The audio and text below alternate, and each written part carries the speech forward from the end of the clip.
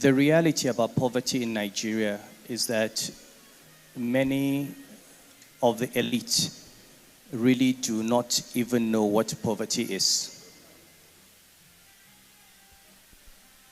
A lot of the time we talk about these numbers. The example the professor gave was a very potent example. In all my life as an economist, as a banker, as a governor of the central bank, I looked at these numbers. X% of Nigerians living on less than $1 a day.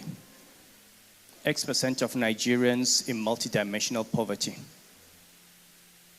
And the numbers are bad, but you don't know how bad they are until you actually go and look into the eyes of poverty.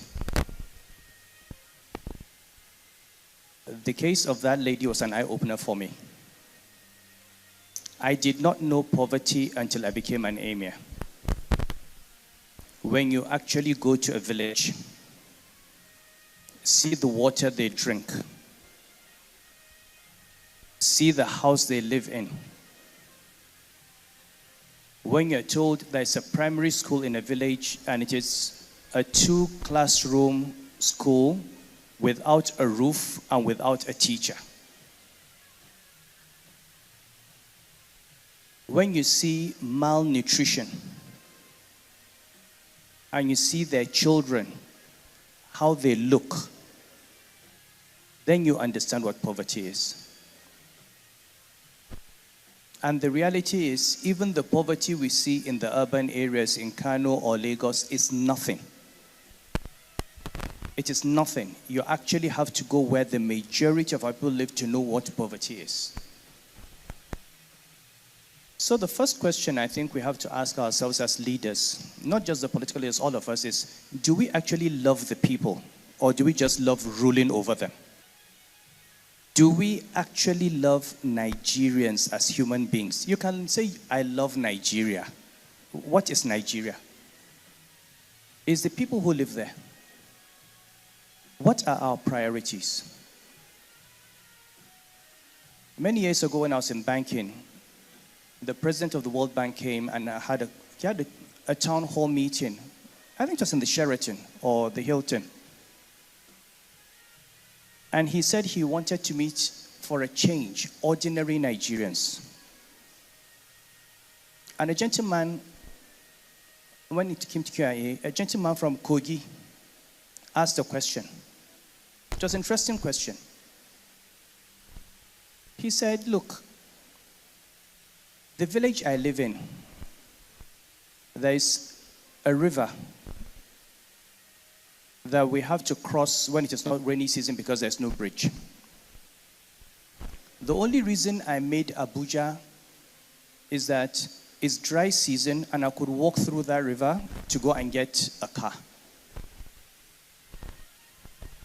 But my surprise is I came to Abuja and I saw so many bridges and there's no water.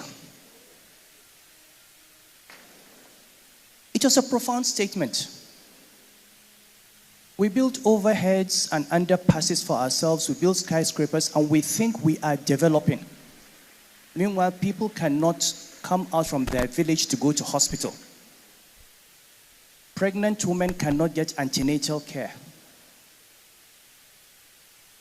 There is no concern, there is no investment in emergency services. Just yesterday, 115 people died in Mokwa from floods. So, I think we should come back to that basic question. Do we love the people?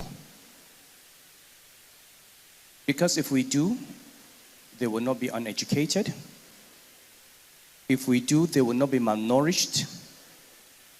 If we do, they will not die hungry. These statistics have no meaning unless, this is the only country where you say inflation of 25%, 30%, and it's like saying it rained yesterday.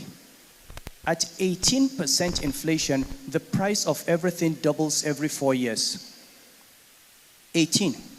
We have been living with inflation of over 30%. For how many years? So imagine someone who is just able to afford 2 square meals a day, and the price of food doubles every 2 years. By now, he has starved to death. And finally, for all those who are saying, oh, we have to be careful before the country, before we get into a crisis, please wake up. We're living with banditry, with Boko Haram, with insecurity, and you're still saying that there will be a problem. What are we waiting for now? We are already there.